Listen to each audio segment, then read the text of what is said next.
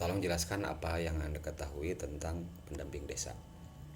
Pendamping desa merupakan peran yang penting dalam pembangunan dan pengembangan desa yang ditugaskan untuk memberikan bantuan teknis, sosial, dan administratif kepada masyarakat desa dalam upaya meningkatkan kesejahteraan dan pembangunan desa-desa.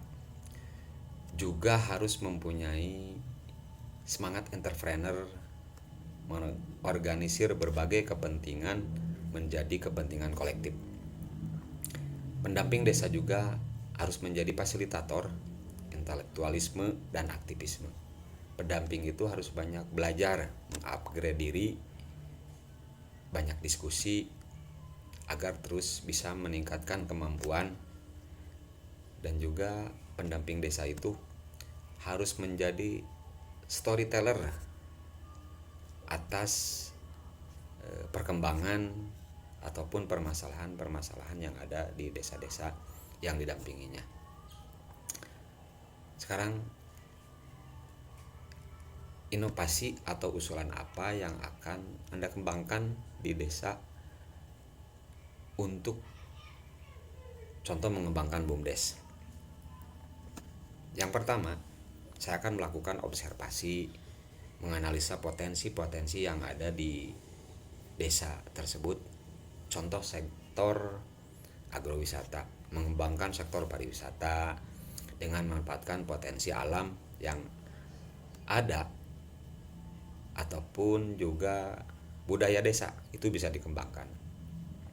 Contoh di daerah saya itu ada aliran, saya melihat ada potensi di situ. Saya melihat ada aliran sungai, air yang mengalir di pinggir kampung, dan air itu mengalir melewati jalan raya yang ada di kampung saya. Di situ saya melihat sebuah potensi itu bisa dikembangkan menjadi potensi wisata. Di sepanjang aliran sungai itu kita bisa kembangkan, sampingnya dikasih paving block sehingga orang bisa berjalan mengaliri aliran sungai, samping sungai maksud saya. Dan aliran sungai itu bisa dijadikan untuk peparahuan. Nah, di samping sungai itu bisa diberdayakan untuk lingkungan ataupun masyarakat desa di situ bisa berjualan sehingga bisa membangkitkan ataupun meningkatkan taraf ekonomi masyarakat di desa tersebut. Kemudian kita juga bisa mengidentifikasi ataupun melihat produk unggulan di desa tersebut, di mana kita bisa mengembangkan produk-produk unggulan yang ada di desa yang memiliki potensi untuk dikembangkan secara komersial. Misalnya pengolahan makanan lokal itu bisa menjadi sebuah potensi yang bisa kita angkat, ataupun kerajinan tangan dan lain sebagainya. Kemudian kita juga bisa mengadakan pelatihan-pelatihan dan pendidikan-pendidikan, menyediakan pelatihan dan pendidikan kepada penduduk desa untuk meningkatkan keterampilan pengetahuan mereka. Ini dapat meliputi pelatihan kewirausahaan, keahlian pertanian modern, dan atau keahlian teknologi informasi. Itu bisa kita gali dan bisa kita kembangkan.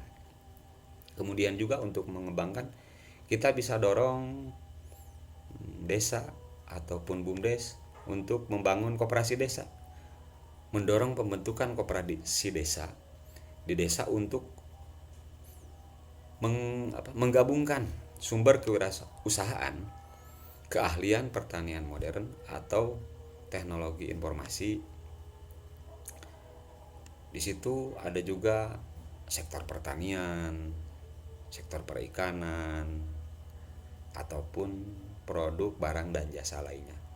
Itu di situ kita bisa dorong agar di desa tersebut berdiri sebuah koperasi untuk mengcounter atau sorry maaf bukan mengcounter memfasilitasi mewadahi hasil daripada masyarakat tersebut. Nah, kemudian juga kita bisa memberdayakan perempuan. Nah, pemberdayaan perempuan meningkatkan peran dan partisipasi perempuan dalam pengembangan BUMDes. Dukungan dalam bentuk pelatihan, kewirausahaan, pendidikan, dan akses ke modal dapat memberikan dampak positif terhadap kesetaraan gender dan pembangunan ekonomi di desa. Nah, kemudian mulai tahun berapa ada pendamping desa? Pendamping desa adalah sebuah program yang diluncurkan oleh pemerintah Indonesia pada tahun 2014 melalui Kementerian Desa, Pembangunan Daerah Tertinggal dan Transmigrasi atau Kemendes PDTT. Dalam rangka penguatan kapasitas pemerintah desa, program ini bertujuan untuk meningkatkan pelayanan publik, pengembangan sumber daya manusia, dan pembangunan infrastruktur di tingkat desa. Kemudian, apa sikap profesionalisme Anda dalam menyikapi anggaran dana desa untuk memajukan desa? Nah, ini dana desa ini besar ya, khususnya desa mandiri. Menurut saya, sikap keprofesionalan saya dalam menyikapi anggaran dana desa untuk memajukan desa itu perlu adanya transparansi, akuntabilitas, efisiensi dan aktivitas, dan harus ada pertanggungjawaban dan integritas. Itu harus ada pembangunan yang berkelanjutan. Jadi saya akan mendorong kepala desa untuk memprioritaskan penggunaan dana desa untuk program dan proyek yang mendukung pembangunan yang berkelanjutan di desa. Contoh termasuk investasi sektor-sektor seperti pendidikan, kesehatan, infrastruktur pertanian, pemberdayaan ekonomi lokal. Dan saya harus memastikan bahwa setiap pengeluaran yang dilakukan memiliki manfaat jangka panjang dan meningkatkan kualitas hidup masyarakat di desa. Nah, pengawasan dan evaluasi itu harus dilakukan. Nah, dalam melakukan pengawasan saya harus melakukan pengawasan yang ketat terhadap penggunaan anggaran dana desa tersebut. Itu dengan mengimplementasikan mekanisme pengawasan yang efektif untuk memastikan bahwa dana tersebut digunakan dengan benar dan efisien. Selain itu, secara berkala melakukan evaluasi terhadap program-program ataupun proyek-proyek yang didanai oleh dana desa guna memastikan pencapaian sesuai dengan tujuan yang diharapkan. Nah, kemudian bagaimana cara menyikapi setiap elemen pemerintah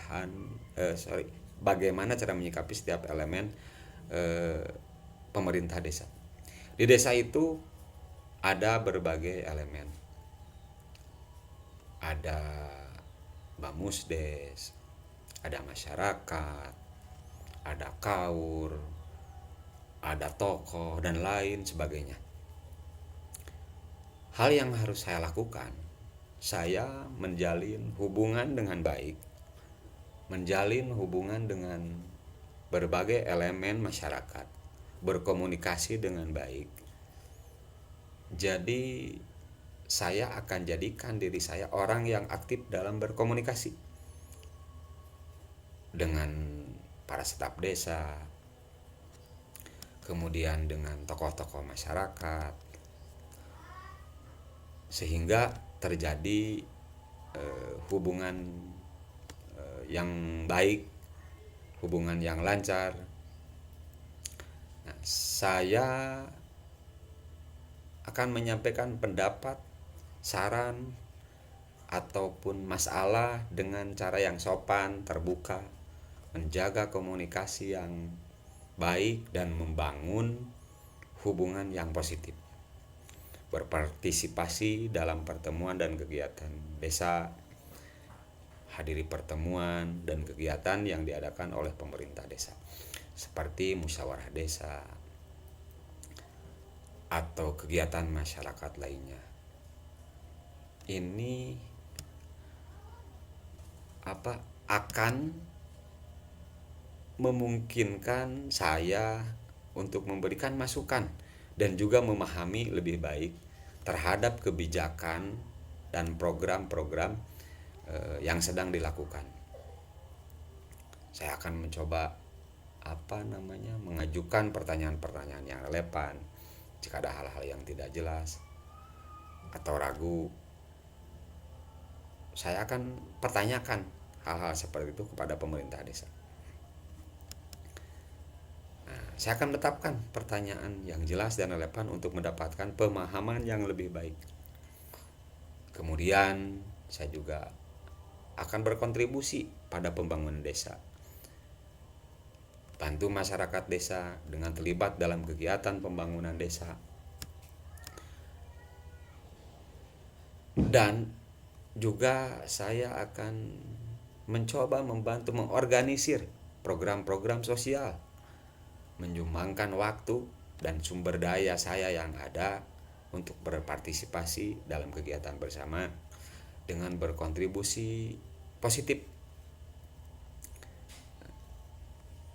agar dapat memperkuat hubungan dengan pemerintah desa. Itu hal-hal yang bisa saya lakukan. Nah, kemudian yang saya pahami di dalam Kementerian Desa ini, di dalam pendampingan desa ini, pendamping desa itu jangan hanya terpaku kepada aturan-aturan yang ada, tetapi kita harus bisa menjadi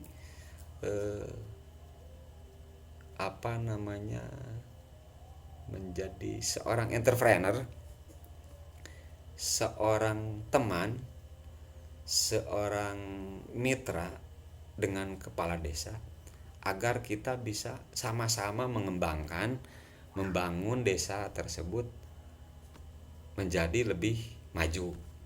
Jadi bukan hanya berkutat dengan data, pelaporan, itu hal yang penting juga gitu.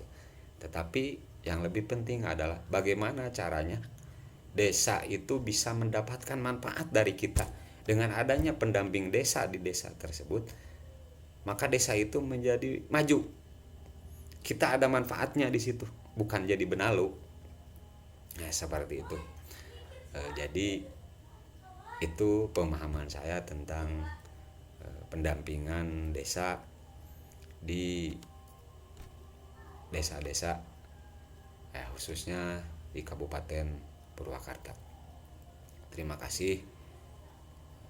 Assalamualaikum warahmatullahi wabarakatuh.